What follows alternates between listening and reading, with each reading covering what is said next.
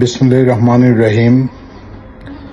বাংলাদেশ জাতীয়তাবাদী ছাত্রদল কুলাউড়া কলেজ শাখার প্রাক্তন সভাপতি, কুলাউড়া উপজেলা বিএনপির প্রাক্তন সাধারণ সম্পাদক, ছাত্রদলের রাজনীতিতে যার শুরু, জনাব বদরুজ্জামান সজল ভাইয়ের সফলতা কামনা করি